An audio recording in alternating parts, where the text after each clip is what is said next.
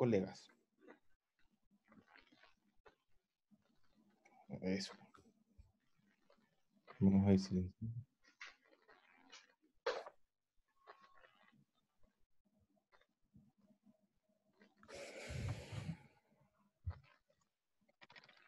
Al finalizar la clase va a haber un periodo igual de preguntas. ¿Ya?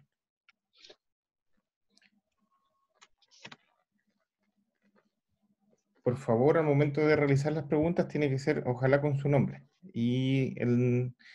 Veo un iPhone que dice invitado, si es que le pueden colocar nombre o mandármelo por interno, por chat.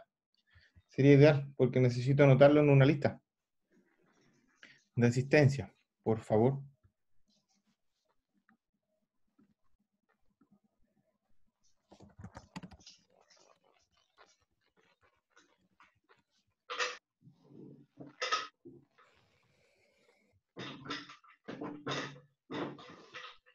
Acuéstate ahí.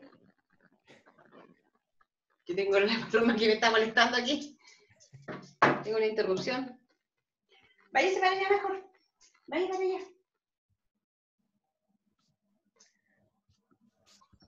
Quédate ahí.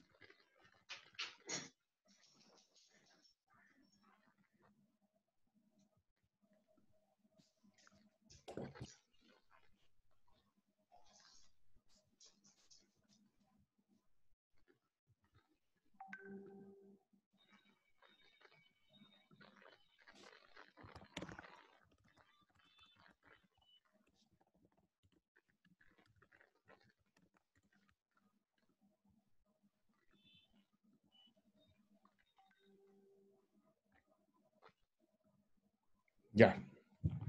¿Ya? Sí. Ya, ahora vamos a conversar. Siendo las 12:05, va a iniciar la presentación la Solange Parra. Ya, bueno. Hola a todos, qué bueno que se conectan y qué bueno que podamos conversar y reflexionar un poco más que yo les vaya a dar una clase magistral de lo que es la humanización. Lo que yo quiero es hacerlos como reflexionar en realidad de lo que estamos haciendo y de lo que podemos hacer. Soy Solange, trabajo en la UCI cardiovascular y además soy del team del ECMO. Y además formo parte del comité de humanización, que es un comité del hospital que está empezando a funcionar en el hospital hace 2 años.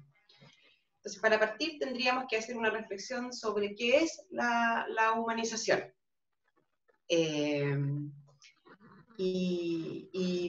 Antes de empezar a definir conceptos, cada uno debería detenerse a pensar qué comprende por humanización. Si pensamos en hablar de humanización y lo centramos en nuestro trabajo, pensemos y reflexionemos que las unidades de cuidados intensivos han tenido un desarrollo exponencial en los últimos años. Y afortunadamente para los que trabajamos en intensivo, las cifras de supervivencia de los enfermos que ingresan a las unidades ha sido fabulosa, porque antiguamente la tasa de mortalidad de los pacientes que ingresaban a las unidades de cuidado intensivo era alta, pero en la actualidad la supervivencia, para fortuna de los pacientes, de la familia y nuestra, es alta. Y para lograr esto, los equipos que trabajan en unidades intensivas han tenido que capacitarse constantemente y el desempeño ha llevado a la más especialización de cada una de las personas que conforman los equipos. Esta es una reflexión, es una impresión que nos hace pensar en cuánto podemos tocar nosotros de manera positiva o de manera negativa a un paciente. Y Cristina es una política española, esta es una publicación que ella hizo hace muchos años, cuando ella estuvo en una unidad de cuidados intensivos. Y ella lo que decía, y lo que dice es que el problema no era tener dolor, sino que a veces el miedo que ella sentía de estar en una UCI era peor que el dolor.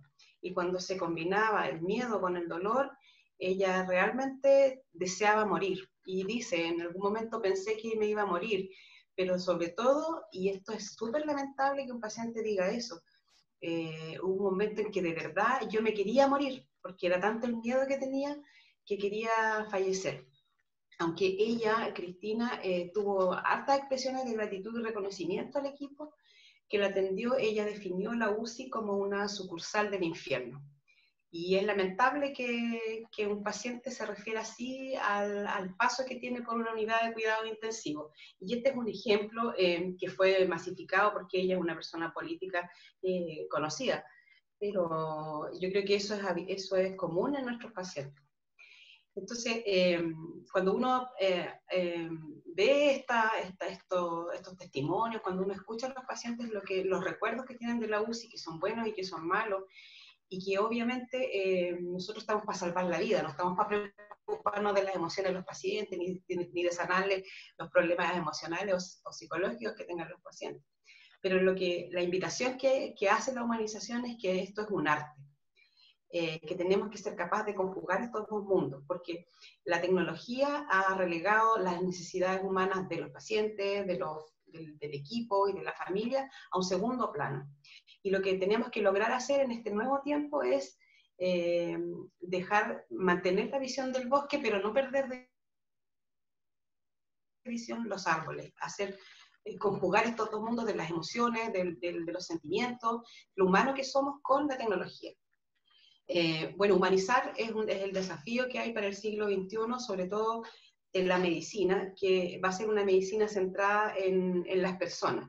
Y la OMS dice que el sistema va a ser humanizado cuando esté centrado en la persona y concebido para el hombre, no cuando esté centrado en los éxitos o en la cifra o en cuánta tecnología o cuánto podamos desarrollarnos en relación a eso. Por lo tanto, es necesario hacer un cambio, en el paradigma. Ahora, si uno piensa, la humanización es una necesidad, pero que no solamente tenemos en los hospitales o en salud, sino que la mayoría de los que trabajamos o los que creemos en la humanización, creemos que la humanización abarca toda la sociedad. O sea, necesitamos que la sociedad entera se humanice, porque una vez que la sociedad logra volver a tener y retomar estas características humanas, va a ser más fácil humanizar la salud. Por lo tanto, debería el Poder Judicial humanizarse, la educación humanizarse, toda la sociedad debería humanizarse. Ahora, ¿qué es humanización? ¿Cómo se define la humanización? La humanización es un proceso mediante el cual se le adquieren rasgos típicos del ser humano. Es como rara la definición, pero eso es humanización. La Real Academia Española lo define como hacer a alguien o a algo más humano, familiar o más afable. Y lo complejo o lo llamativo de este concepto es que generalmente se aplica a nosotros mismos, que somos seres humanos. Y cuando se habla de humanidad se refiere al sentido moral, a hacerlo más amable, más justo, características que son propias de los seres humanos. Entonces uno debería preguntarse, ¿es necesario humanizar el trabajo en salud? Porque primero que todo no se pone en duda que los que entregamos salud, que los que trabajamos en unidades de cuidado intensivo o en salud, somos seres humanos y que tenemos características humanas. Pero con el paso del desarrollo, lo que yo les decía antes, estas características propias humanas se han ido perdiendo. ¿Y por qué las hemos ido perdiendo? Porque hemos ido desarrollando otras habilidades y hemos ido potenciando otras especializaciones, por así decirlo. Oye, es raro que una unidad se especialice en humanización. Somos especialistas en cardio, somos especialistas en UCI, somos especialistas en respiratorio, pero no somos especialistas en humanización.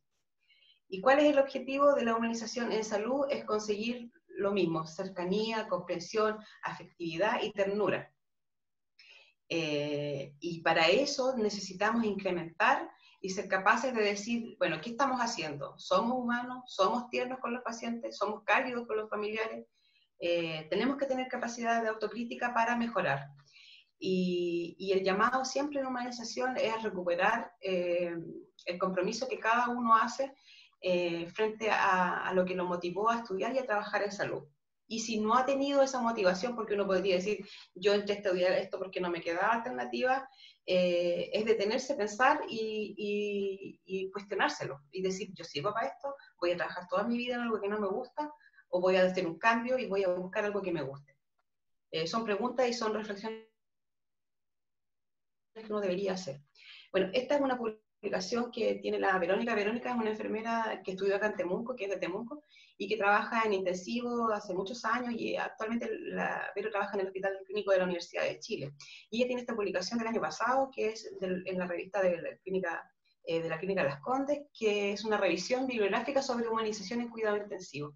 Y ella, de todas las reflexiones que yo he leído, esta me gusta, bueno, porque es enfermera además, pero ella dice, humanizar los cuidados intensivos es centrarnos en la persona a la que atendemos, entendiendo que es única, preservando su dignidad, los valores, cuidando en base a la mejor evidencia disponible y haciendo uso racional de los recursos, incluyendo a los familiares y haciéndolos parte del proceso. Y recordando que la salud es un derecho fundamental de todo ser humano, y finalmente también es humanizar, también es devolver al equipo de salud la vocación y el sentido por lo que se hace. Ella hace esta reflexión y nos deja pensar en palabras clave, ideas claves que nosotros usamos diariamente y que a veces ni siquiera sabemos qué significan, o mucha gente puede tener una idea errada de lo que significa. Las palabras que están detalladas, destacadas en fucsia, son las mismas que cuando uno revisa humanización en cualquier literatura se repiten. Por ejemplo, Bermejo dice que humanizar es todo lo que se realiza para promover y proteger la salud, garantizando que sea un ambiente que favorezca la vida sana, armoniosa, y habla del concepto de integral, del ser integral, físico, emotivo, social y espiritual. Destaca de nuevo la dignidad y habla de la salud que acompaña el sufrimiento. Jover también dice lo mismo, que la forma de cuidar y cuidar al paciente como persona tiene que ser en base a la evidencia científica y que tiene que incorporar la dimensión de la dignidad y de la humanidad del paciente, estableciendo además una atención basada en la confianza y en la empatía. Y aquí aparecen palabras que de nuevo se repiten: la dignidad, la empatía, la compasión. Son palabras y términos que bueno, el año pasado la dignidad estuvo bastante de moda y se habló mucho de la dignidad. Y a veces es necesario volver a darle un sentido a esas palabras. Bueno, para humanizar se requiere de sensibilidad, se requiere de compromiso ético. Y estas dos fotografías no son del hospital, de nuestro hospital, son de la unidad de neonatología. Ellos tienen muchos premios. Y cuando yo empecé en este camino de la asistencia al duelo, de la humanización, yo empecé a mirar lo que ellos hacían, y nosotros empezamos a hacer un trabajo con ellos, porque ellos han tenido un desarrollo mucho más primero que nosotros. Y cuando uno busca en internet asistencia al duelo, por ejemplo, la primera publicación que aparece es de la neonatología, porque ellos son pioneros a nivel nacional. Y la neo de nuestro hospital es una unidad que ha tenido hartos premios en relación a la excelencia, porque ellos, si bien es cierto, tienen este desarrollo tecnológico exponencial, como se ve en la fotografía de abajo, que tienen mucho equipo, por así decirlo, y ellos no han perdido esta capacidad, este arte de congeniar y de humanizar. Y uno puede decir, reflexionar, bueno, si en la neo no se humaniza, ¿dónde? O sea, porque en la neo es imposible dividir al paciente de su mamá, por ejemplo. No se puede separar, no debería separarse. Y ellos han logrado esto. Por eso puse esas dos fotografías de nuestra unidad. Probablemente porque es un arte y porque a lo largo de los años ellos han podido lograr realizar esta conexión entre estos dos mundos. Y para humanizar se requiere obviamente desarrollo de habilidades de comunicación y de relación interpersonal, desarrollo de la escucha activa, del respeto, de la empatía y de la compasión.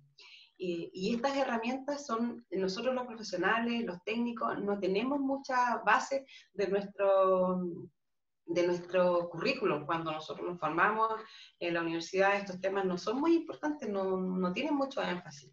Entonces estos recursos se desarrollan por motivación personal, porque le interesa este tema, estudia, se forma, nos formamos, aprendemos, vamos a cursos en nuestro tiempo libre y dedicamos tiempo libre a la humanización. Y en general en medicina la humanización ha partido desde las unidades de medicina intensiva. Probablemente ahora ya muy masificado, se hace en todos los hospitales de todo el mundo, pero esto partió desde las unidades de medicina intensiva. Bueno, nuestro sistema de salud podríamos decir que se va a considerar humanizado cuando está al servicio de todas aquellas personas que lo conforman, los enfermos, las familias y el equipo de salud. Nosotros no podemos pensar humanizar solo humanizando lo que entregamos al paciente y no humanizar el equipo de salud o no incorporar a la familia. ¿Cuáles son las herramientas legales que nosotros tenemos para decir sí, nosotros tenemos que humanizar o de esto no nos podemos escapar? Bueno, existe esta ley de derechos y deberes que es del año 2012, en la que en algunos de los artículos que destaco yo ahí dice que en su atención de salud las personas tienen derecho a recibir un trato digno, respetuoso en todo momento. Y esto es una ley, esto no es que nosotros queramos o no queramos tratar a las personas con respeto o con dignidad, sino que es una ley que nosotros como funcionarios, como personas, como chilenos, somos garantes de que la ley se cumpla. Y en otro artículo dice que toda persona tiene el derecho a que los prestadores de familia, a los que los prestadores les faciliten la compañía de familiares. Y además, como realidad local, en nuestro hospital, hace varios años, nosotros tenemos un compromiso de gestión que desde hace como 10 años, un poco más, estableció que en el Hospital Hernán Enrique se iba a permitir la visita de 6 horas y se iba a incorporar la asistencia al vuelo. La visita de 6 horas ha sido relativa y ha sido incorporada paulatinamente por algunas unidades de cuidado intensivo, como la NEO tienen 24 horas de visita al papá, a la mamá, a los hermanos. Nosotros en la Cardio tenemos 6 horas y en la otra UCI tienen 2 horas. Y tampoco ha podido ser parejo para todos, pero sí se abrieron las puertas del hospital un poco más. Desde el punto de vista desde lo que es la enfermería, existe un código deontológico y el Consejo Internacional de Enfermeras en el año 2012 se reunió en Ginebra y aprobaron de nuevo este código en el que dice que las enfermeras tenemos 4 deberes fundamentales: promover la salud, prevenir la enfermedad, restaurar la salud y aliviar el sufrimiento. Y cuando uno se refiere a sufrimiento, se refiere no solo al sufrimiento físico, sino también al sufrimiento emocional, el sufrimiento espiritual que tenga un paciente psicológico. Miguel, ¿estás por ahí? Quería pedirte que ahora, si puedes poner el video, por favor. Ya, lo coloco al tiro. Ya, por favor.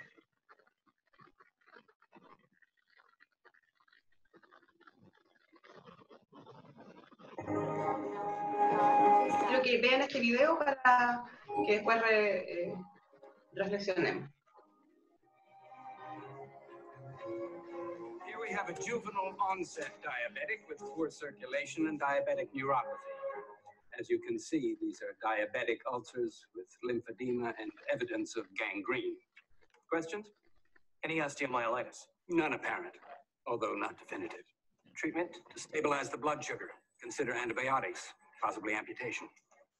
What's her name?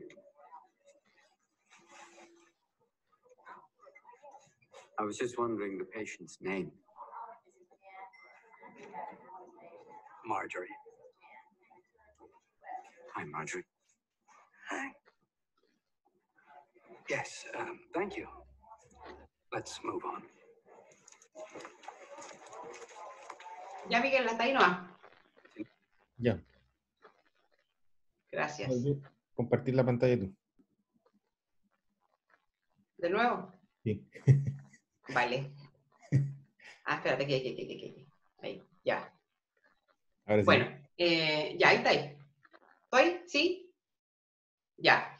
Muy Bueno, bien. cuando uno ve este video, ve algo tan básico y uno se siente súper representado de haber estado en esta situación, como paciente, como el Patch Adams o como el grupo de médicos o equipo de salud que a veces andamos y que olvidamos cosas tan básicas como saber cuál es el nombre del paciente. El paciente es nuestro centro de humanización, sin embargo uno puede saber y darse cuenta que hay muchos ámbitos en donde uno tiene que incorporar la humanización. Y uno de los más importantes son los que yo puse ahí.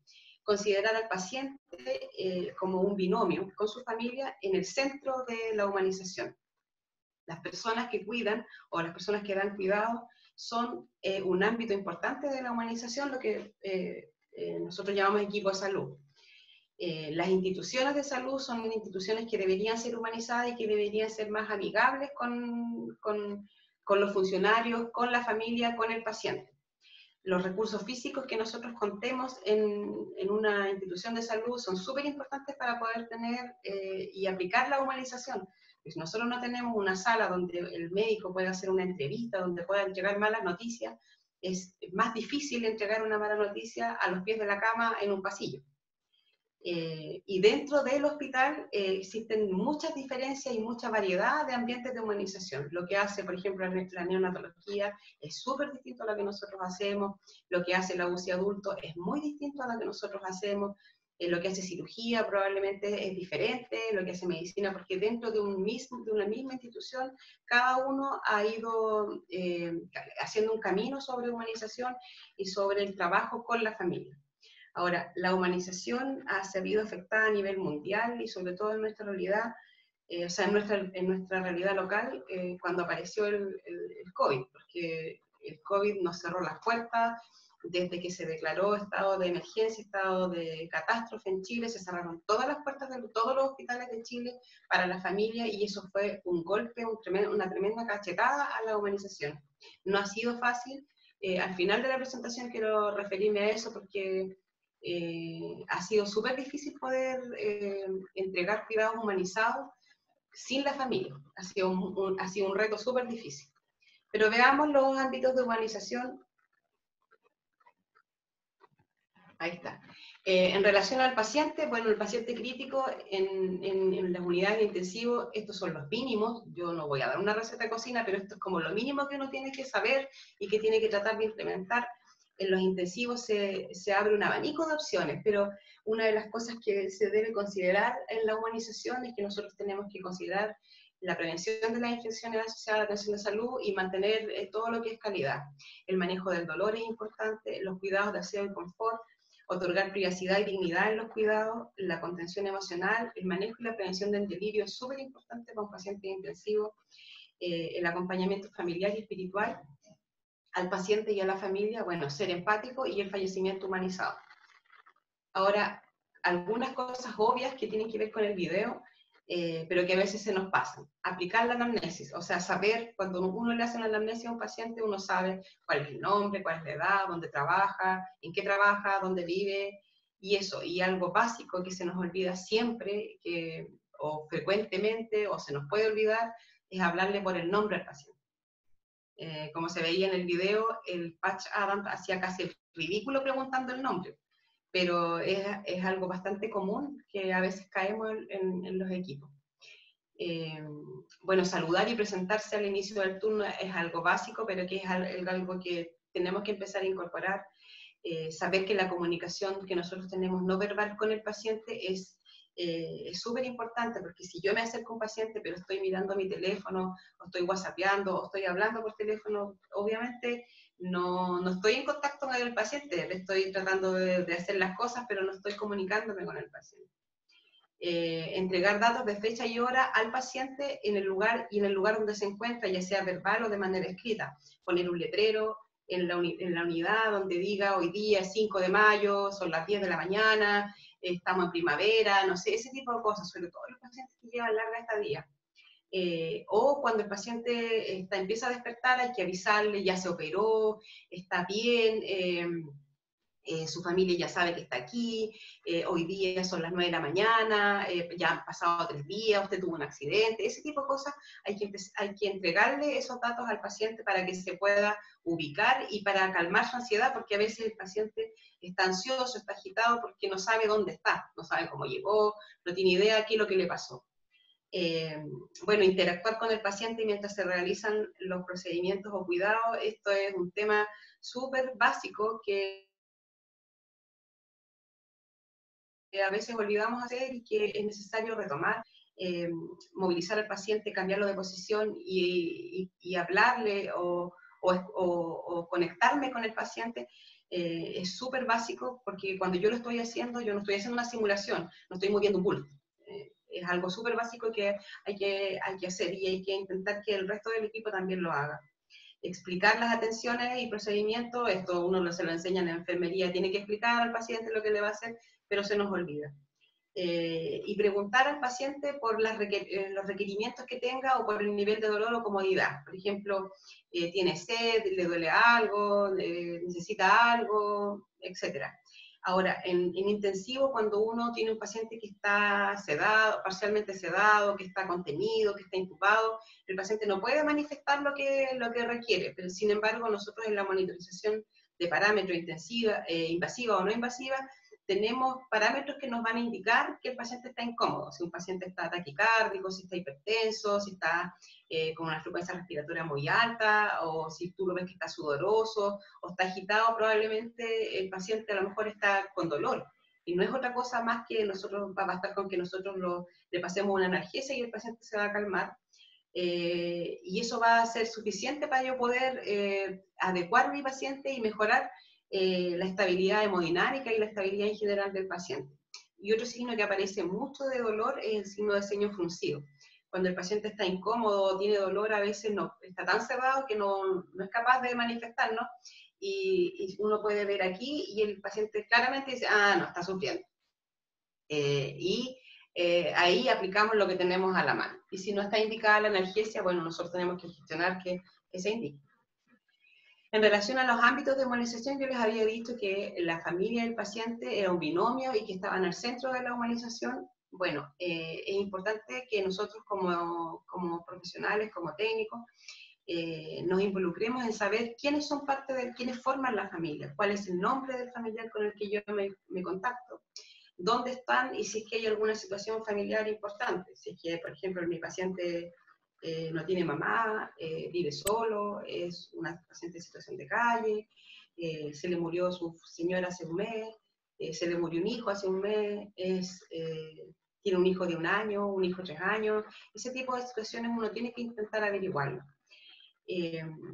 Tenemos que considerar que siempre una hospitalización, no solo en intensivo, sino que una hospitalización tiene un impacto emocional en la familia. Y nosotros tenemos que saber que eso va a ser así, porque no es normal que una persona se le hospitalice a alguien y uno se vaya para la casa y siga con su vida. No ocurre así. Cuando uno tiene un familiar en intensivo, y yo lo he tenido, yo he sido familia, uno se va para la casa y son miles de preguntas en la casa. Independientemente que uno sea enfermera de intensivo, uno en la casa empieza a preguntarse, ¿estará despierto, no estará despierto, estará sufriendo? ¿Miran a llamar, no miran a llamar? Y todo ese nivel de emoción que uno llega cuando uno llega a la casa se puede manifestar en estrés, en angustia, en miedo, en ira, en negación, en depresión. Y esas emociones nosotros como equipo de salud, como profesionales, tenemos que ser capaces de comprenderlo y tolerarlo. Las muestras de dolor, hay un abanico de posibilidades. Hay personas que cuando tienen mucha pena se aíslan y se recogen como un ovillito, otras personas que gritan. No somos todos iguales y nosotros tenemos que ser capaces de tolerar esas muestras de dolor. Como equipo nosotros tenemos que ser capaces también de abordar los requerimientos y las necesidades que la familia nos manifieste. Por ejemplo, no sé, pues sabe que yo quiero traerle terapia alternativa de flores de Bach. Sí, se gestiona, se hace, se genera y se autoriza. Porque para la familia es importante, porque para el paciente es importante. Si, por ejemplo, la familia dice, nosotros queremos hacer un machitún, bueno, se tendrá que pedir los permisos, se tendrá que autorizar y favorecer e intentar suplir esa necesidad. Ahora, en relación a la familia, al paciente y el equipo, antes yo le decía que era un binomio, aquí nosotros tenemos que ser capaces de incorporarlo. Y esa fotografía es una fotografía real de un caso en España, de un hombre que estaba agónico, que estaba en el final de su vida. Bueno, este es un proyecto súper lindo que son de los perros de terapia que entran a las UCI en España. Pero en esta situación en particular, este paciente, que era un paciente que estaba ya en el final de su vida, la familia se dio cuenta que lo que probablemente el perro necesitaba y el paciente necesitaba era despedirse, me emociono, era despedirse de su mascota. Entonces se hicieron las gestiones y se permitió que el animalito entrara a despedirse del paciente. El paciente falleció y para la familia esto fue súper valioso. Nosotros estamos años luz de eso porque es imposible pensarlo, pero a ese nivel de importante es conocer lo que le pasa al paciente. Y para poder conocer lo que le pasa al paciente y a la familia, nosotros, en un paciente que está sedado y que está intubado, nosotros no podemos adivinar lo que le pasa al paciente ni cuál es su contexto familiar. Por lo tanto, la comunicación con la familia es súper importante. ¿Y qué recursos tenemos para lograr esta comunicación? El teléfono, ahora están de moda las tablets, y bueno, las entrevistas es la preferida que uno tiene para poder mirar al familiar. Entregarle la información a la familia es valiosísimo. Ahora, ¿cómo se debe entregar la información a la familia? Hay que utilizar un tono adecuado, hay que tener tacto para decir las cosas, que a veces no todos lo tenemos, hay que tener ternura para dar malas noticias y hay que tener tino en el sentido de que hay que buscar un lugar apropiado para entregar una noticia tan mala. Uno de los recursos importantes es que el equipo tiene que tener cercanía con la familia, conocer el nombre del familiar, porque es distinto que cuando llega la esposa de un paciente y yo le diga, hola señora Elba, ¿cómo está? ¿Cómo estuvo su día? ¿Cómo llegó? A que yo le diga hola. El familiar se siente más acogido cuando nosotros lo llamamos por su nombre, al familiar. Importante en la cercanía que nosotros logremos con la familia es saber si hay alguna situación familiar, como yo le decía, importante, y si hay algún familiar que esté lejos, porque es pertinente que nosotros le manifestemos a la familia que si hay un familiar, un hijo que está lejos, que se le avise la situación y que ellos tomen la decisión si va a venir, si va a viajar o se van a mantener al margen, ¿ya? Para el familiar es valiosísimo saber que nosotros, que el equipo que está cuidando a su paciente son personas sensibles y humanas, eso alivia mucho y consuela mucho. El equipo de salud, la enfermera en este caso, la enfermera de intensivo, tiene que estimular y facilitar el contacto físico entre el paciente y el familiar. Estimularlo a que le abren, permitirle que si quieren rezar, si quieren reunir a la familia, si le quieren cantar, si quieren traer una radio, fotografía, etc. Y al decir estimular y facilitar el contacto físico, eso quiere decir que la enfermera que está con el paciente tiene que ayudar a la familia a decirle, aquí le puede tomar la mano, le puedo destapar los pies, le puede hacer cariño en los pies, le puede estimular a la familia que se ponga por detrás de la cabeza, porque un paciente que está en intensivo tiene muchos equipos de soporte vital y a veces no hay lugar donde el familiar pueda tocarlo. Entonces, uno puede ayudar al familiar a perder el miedo a tocar al paciente. Y eso es súper valioso para uno como familiar, que te digan, aquí le puede tomar la mano, le puede soltar la contención, le puede besar la cabeza, lo valiosísimo que es para una mamá, por ejemplo, poder besar a un hijo antes que se muera. Eso es súper valioso. La información, la entrega de la información del equipo o de la enfermera al familiar sobre que el paciente está sedado, que el paciente está con analgesia, por lo tanto es un paciente que no tiene dolor, es un consuelo muy grande para la familia irse para la casa y saber que su paciente está tranquilo, está sin dolor, que no está sufriendo. Y que además se le están haciendo los cuidados básicos, o sea, el paciente se le hace aseo, se le baña, no está sucio, no está lleno de caca, porque eso es una preocupación en la familia, saber que su paciente está lleno, está todo sucio, eso tiene que ver con la dignidad, esos son cuidados dignos. Y la familia agradece cuando uno le explica al paciente, sí, lo vamos a cambiar al tiro, está sucio con sangre, pero se lo vamos a limpiar, y no esa indolencia de que no, sí sé que está sucio. La familia se va con esa idea para la casa y dice, chuta, lo irán a limpiar, lo irán a cambiar, y se queda con eso. Dentro de las herramientas que estoy hablando sobre la humanización del paciente y el equipo, bueno, la oferta de la asistencia espiritual es vital para la familia, y la asistencia al duelo, que es todo un tema aparte que yo no voy a tocar mucho en esta presentación.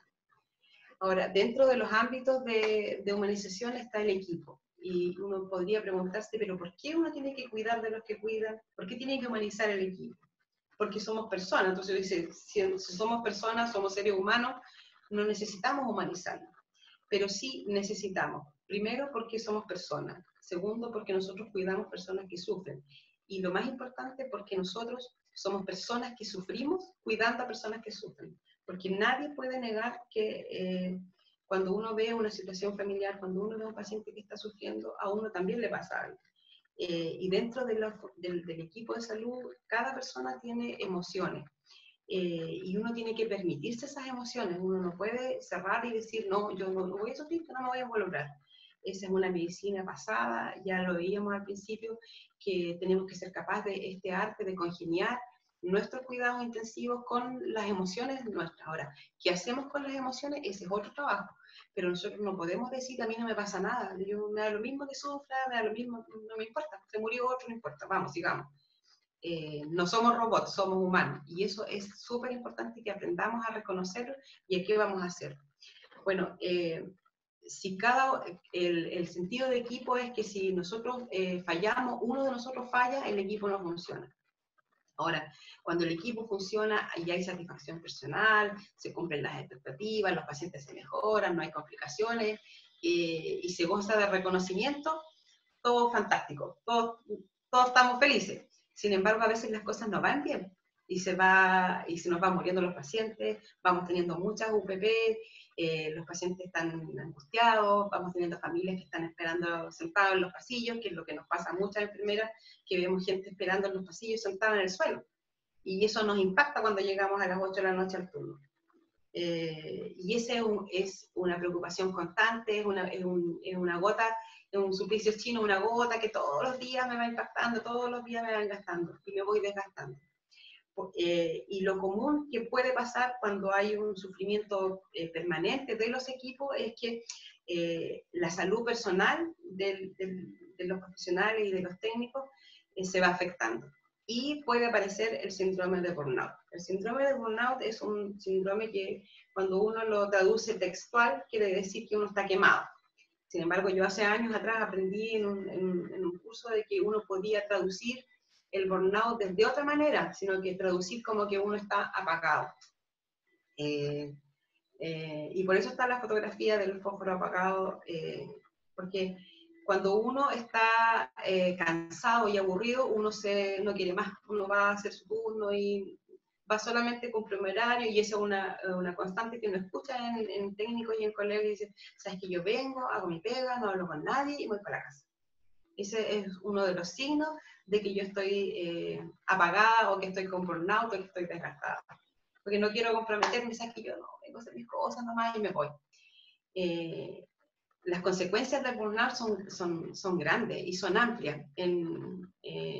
Individualmente en las personas del equipo de salud se va afectando, se va desgastando y eso uno lo lleva a la vida familiar. Y empieza a aumentar el consumo de café, el consumo de tabaco y de otras cosas. En los pacientes lo más grave es la deshumanización de la atención. Por lo tanto, es necesario realizar prevención en lo que es el burnout y detección precoz. Ahora, el burnout es un síndrome y la prevención hace muchos años que no tiene mucha importancia en los lineamientos de un hospital, que debería ser súper importante, porque esto no solo ocurre en las unidades de cuidado intensivo, ocurre en todas las unidades. Y hace un tiempo atrás nosotros a través del comité de duelo lo hacíamos, partimos con un taller súper básico como de 2 horas, después fuimos ampliando una tarde y todo esto voluntario. Y hace un par de años nosotros empezamos a hacer un curso que se llama Cuidando a los que cuidan, que es un curso PAC que lo hacíamos de manera casi presencial y que otorgaba horas, por lo tanto nos beneficiaba.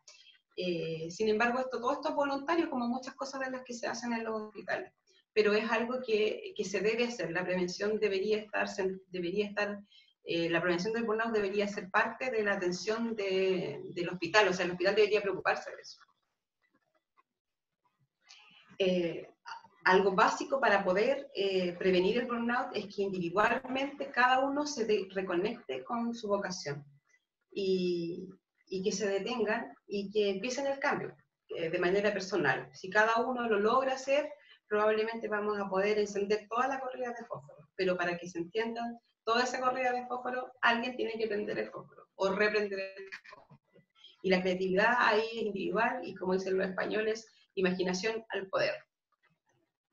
Esa es una fotografía, yo creo que es una de las cosas más importantes de la presentación, es que recuerden que siempre el arma más poderosa en la Tierra es el alma humana en llamas, y cada uno tiene dentro de sí ese fueguito de enfermería que constantemente nos dice, no, a mí me gusta esto, a mí me gusta esto, yo quiero hacer esto. No se olviden de qué fue lo que los motivó a entrar a estudiar enfermería o a entrar a terminar de estudiar, porque uno entra a veces con una motivación y cuando sale tiene otras motivaciones. Busquen dentro de cada uno cuál es la motivación que tiene cada uno de trabajar en enfermería. Bueno, para humanizar se requiere de compromiso personal y para mejorar la realidad en la que estamos insertos, porque uno llega y dice, oh, no me gusta este turno, no me gusta esto, pero yo tengo que ser capaz de detenerme y decir, ya, no me gusta, pero voy a intentar cambiarlo, o voy a intentar mejorarlo. Y eso requiere compromiso. Requiere que cada uno use las herramientas que tiene. No sé si tengo tiempo, Ronald. Miguel, de presentar el video. Sí. ¿Sí? Ya. ¿Puedes poner el segundo video, por favor? Vamos a compartir.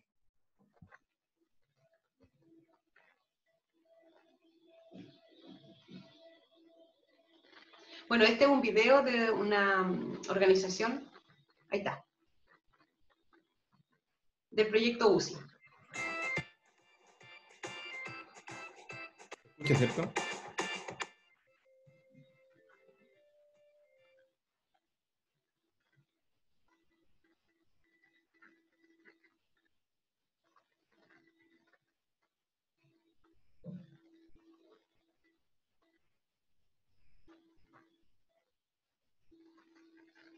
Parece que no se escucha. ¿Ahí? Ahí sí. Ya.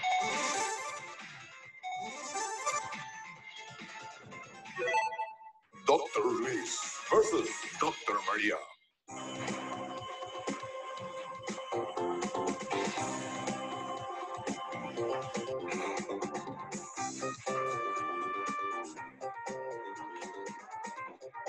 Be prepared.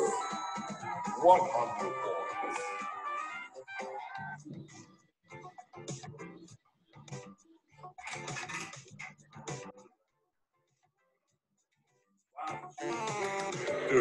points.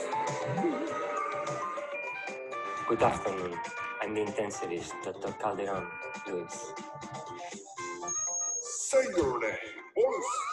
100 points. Hi. 10 points. You suck. You are at the ICU. Just relax. We are here to help you, Mr. Muñe. With empathy, boys. 100 points. Hi, Mark. What are you doing? Do you want to have a beer tomorrow? Call me later, please. 10 points. Okay. You bring the ventilator and a central venous catheter. 10 points. Okay, Mr. Muñe, you have an infection in your lung, so you need some respiratory support and antibiotics, a new catheter, and mechanical ventilation. But don't worry, we'll give you painkillers for the insertion of the catheter, and you will be sedated during the time you need the ventilatory support. Now, we need to start, so I will explain everything to your relatives after that, okay? Explain the condition and explain the technique. 300 points. You, give me the laryngoscope. I'm going to start.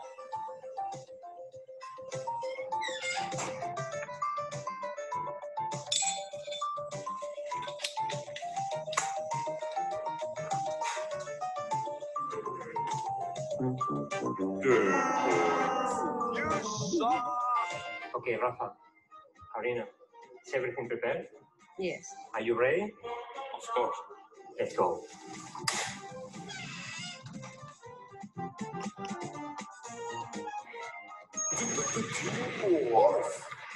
Rafa, 150 micrograms of Perfect. fentanyl. BC. Player 1 win.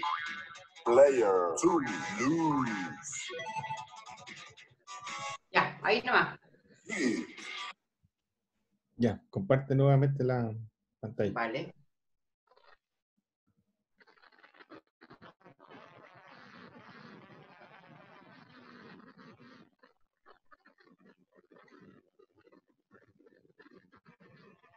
Ya, ahí estamos.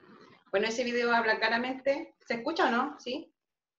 Sí, ningún problema. Por lo Sí, menos. ya. Ese video habla claramente de las herramientas que tenemos que usar para poder ser más humanos, que parecen bastante lógicas, pero son herramientas que hemos ido perdiendo a través de los años. Ahí está. Bueno, en tiempos de COVID, o sea, yo les dije antes que la impresión que tenemos mucho desde que llegó el coronavirus no, ha sido como una cachetada enorme en lo que es humanización. Si uno se detiene a pensar siquiera lo que significa poder entregar con los elementos de protección, calidez, cercanía, sonreír, seguridad a un paciente, siquiera eso es una dificultad.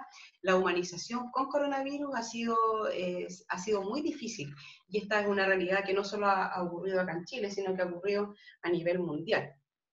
Y de hecho, en el tema del fallecimiento humanizado, tenemos que decir que la pandemia no solo va a provocar muchas muertes, sino que va a destruir muchas familias. Lo que podemos hacer en este momento, por eso yo no quise hablar mucho del corazón morado, porque en realidad es otro tema, es establecer los mínimos que podemos garantizarle a un paciente que fallece, sea COVID o sea no COVID. La humanización de los cuidados intensivos, bueno, es lo que estamos empezando en tiempos de coronavirus. No sabemos cómo lo vamos a implementar, no sabemos qué vamos a hacer, porque tenemos ciertos básicos, pero nos vemos cerrados porque la familia no puede entrar, no tenemos recursos, en fin. En relación a la muerte, lo que yo les decía, lo mínimo que podemos garantizar es que la familia sepa que el paciente tiene riesgo de morir, que el paciente muera acompañado, que no muera solo, manifestarle a la familia que el cuerpo del paciente se va a respetar posterior a la muerte y que no estamos en esa situación como la que hubo en Ecuador, como la que hubo en Nueva York, donde habían fosas comunes. En Chile no ha ocurrido eso, y eso hay que manifestárselo a los familiares, porque algunos han preguntado por eso y algunos tienen ciertas ideas de que les van a hacer autopsia, de que le van a hacer esto, etc. Ofrecerle a la familia, y después hay un link donde ustedes pueden darle un teléfono a la familia para que tenga asistencia espiritual o acompañamiento espiritual de acuerdo a su profesión de religión. Bueno, el corazón morado nosotros dentro de lo que hemos podido lo hemos seguido haciendo, y algo súper fundamental que nosotros estamos recién en pañales haciéndolo es que la familia pueda despedirse del paciente. Lo que en Italia se llamó el derecho de decir adiós. Yo les voy a compartir una experiencia que se publicó que fue una iniciativa que surgió hace tiempo en Italia, que se llamó el derecho de decir adiós. Fue una iniciativa que la hizo este caballero Musotto, que es un político italiano, en el que él se dio cuenta que la muerte en sí no era tan dolorosa como morir sin despedirse. Entonces él originó una campaña para regalar tablets y iPad a todos los hospitales, en donde el paciente, antes de fallecer, es decir, un paciente que estaba sufriendo, que estaba disnéico, que se iba a conectar a ventilación mecánica y que se podía morir, se alcanzara a despedir de su familia. Fue una campaña súper mediática y se hicieron muchas donaciones, y ahí fue como que lo que empezó a masificar el tema de las tablets. Nosotros acá es imposible que lo podamos hacer, porque cuando uno lo plantea, así como que el paciente le llame a su familia con disnea antes de conectarse a la ventilación mecánica, lo más probable es que nos digan que no. Pero en Italia se hizo y fue una noticia bastante comentada en redes sociales. Ahora, ahí están algunas, como la presentación les va a quedar, está lo que hace la unidad de acompañamiento espiritual y el centro de escucha, que está abierto para los familiares y para los funcionarios. Esto es lo que se hace, acompañamiento espiritual telefónico, que se le puede ofrecer a los familiares que lo requieren, ya sea por WhatsApp, por teléfono, por entrevistas, por videoconferencia con diáconos, con psicólogos, o con pastores o voluntariados. Esta es la iniciativa que se implementó en el Hospital Ana Enrique sobre la videollamada. Lo empezamos a hacer a través del Comité de Humanización y finalmente se pudo hacer. Lo empezaron las chiquillas de la maternidad, ayudando a que sus familiares, el papá, porque en estos momentos la situación es que cuando nace un bebé, el bebé no tiene derecho, o sea, la mamá no tiene derecho a que entre nadie al parto, entra solita. Entonces el bebé no lo conoce, el papá no lo conoce hasta que se van de alta. Entonces era una cosa súper terrible retroceder tantos años que se había ganado de esto del parto humanizado, fue un retroceso enorme, y ahora la mamá entra sola y el bebé no lo conocen hasta que llegan a la casa. Entonces las chiquillas, las matronas de la maternidad empezaron a hacer esto de las videollamadas para presentar el bebé a las familiares. Y de ahí se empezó a masificar y se empezó a llevar a la UPC, a medicina, y ahora casi todas las unidades tienen tablets. De hecho, hubo una donación de 60 tablets el fin de semana para que se pudieran usar, y creo que todas las unidades tienen. Es una iniciativa súper bonita que ha sido reconfortante para el paciente, para la familia y también para el equipo. Bueno, yo me quiero quedar con esto. Es una reflexión que hace el doctor Heras, que es el que originó el proyecto UCI en España, en que, bueno, este es un extracto de lo que él hizo una reflexión. Esta publicación está en la página en marzo. Y él dice algo súper importante que yo creo que nos identifica a todos, que dice, esta crisis tenemos que tomarla como una oportunidad, porque tenemos en adelante una tremenda crisis que no está controlada, de la que tenemos que aprender, obtener oportunidades de mejora, si somos capaces de aprender. Ahora, algo en lo que todos, los pacientes, las familias, los profesionales, tenemos que sumar para multiplicar, en busca de una sanidad universal que todos merecemos en todas partes del mundo. Entonces, para ello, él hace una invitación que yo creo que es lo mínimo que se nos está pidiendo y que es lo mínimo que debería cada uno ofrecer. Y él dice, haz tu parte, será por el bien de la humanidad, porque no se nos está pidiendo un esfuerzo sobrehumano, que hagamos otra cosa para la cual no estamos capacitados, lo cual no estamos preparados. Si cada uno hiciera su parte, la humanidad y la humanización sería diferente. Eso, chicos, la humanización en tiempo de pandemia es algo que no está escrito, es un camino que probablemente vamos a escribir juntos, no sabemos cómo lo vamos a implementar, tenemos que empezar a implementarlo y hay que empezar a organizarse. Cada uno va a tener que ver y poner al servicio lo mejor que tiene. Eso, al final, ahora hay unas diapositivas que yo las voy a pasar rápido, pero es para que de conocimiento van a quedar en la clase. Ahí están los dípticos, ahí está la iniciativa de los perros en la UCI, que uno se emociona, la medicina canina. Eso. Me quedo con esa última frase. Eso es todo. Perdón, me extendí en el tiempo. Si tienen alguna pregunta, algún comentario, bienvenido. Muchas gracias, Solange. Muy buena presentación. Bueno. Quedó muy claro lo que es el proyecto de humanización en UCI. Si alguien tiene alguna consulta, pregunta, encienda el micrófono, por favor, dé su nombre y le llega la pregunta a la Solange.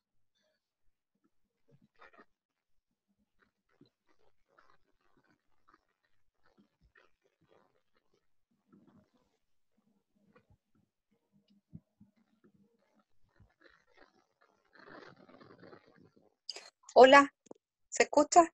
Sí, se escucha. Sí. Hola, mi nombre es Derin y quiero agradecer por la clase que nos dio hoy día. Es un tema que me tocó muy profundamente y que esperamos mejorar cada día. Así que gracias por la clase, señorita. Eso. De nada. Hola, mi nombre es Fabiola. Quiero consultar ¿a quién debemos acudir en caso de que nosotros nos estemos sintiendo apagados? Que para Mira, nosotros estar ahí ahora en la UTI es súper nuevo y tratar con otra calidad de pacientes también ha sido un poco chocante para uno. bueno, yo no sé Entonces, cómo pienso que podemos llegar a eso en un momento. Sí, de todas maneras, porque uno va como persona, como profesional, uno va como dejando de lado lo que uno va sintiendo. En la mañana conversaba con otra enfermera de la UCI adulto, y decía que sí, porque en el fondo cada una ha tenido una vivencia súper individual y muchas personas están muy desgastadas, porque ha sido fuerte, todos estos cambios han sido fuertes.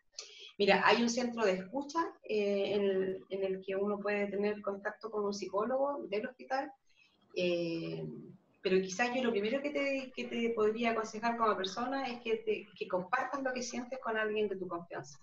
Eso es lo primero, con alguien que tú creas que puedes liberar lo que sientes. Y acudir al centro de escucha es una herramienta que tenemos que empezar a usar. Las personas que trabajan en el centro de escucha pueden hacerlo a través de Zoom, a través de videoconferencias, y se mantiene obviamente la privacidad del contacto. Si quieres después yo puedo mandar el link. En todo caso ahí en la presentación está donde poder acudir. Yo creo que eso hay que hacer. No, en estos momentos las jefaturas tienen como tanto trabajo que yo no sé si pueden además organizar este tema. Y bueno, te ofrezco mi espacio también, pues si algún día quieres conectarte, yo trabajo en la cardio, si quieres conversar, a lo mejor al tener yo más camino recorrido te puedo orientar un poco, y yo creo que eso ayuda mucho, compartir lo que uno siente siempre ayuda. Eso. Gracias.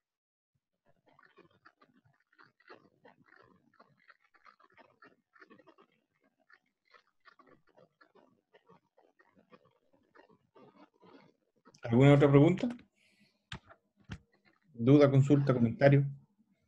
Todo es bienvenido.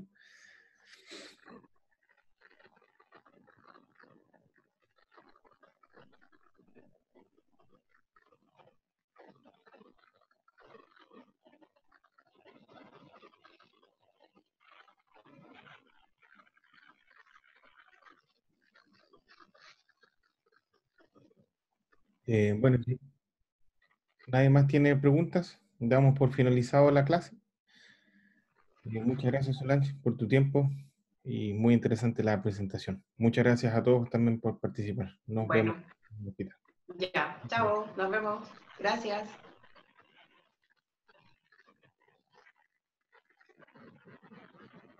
Vale.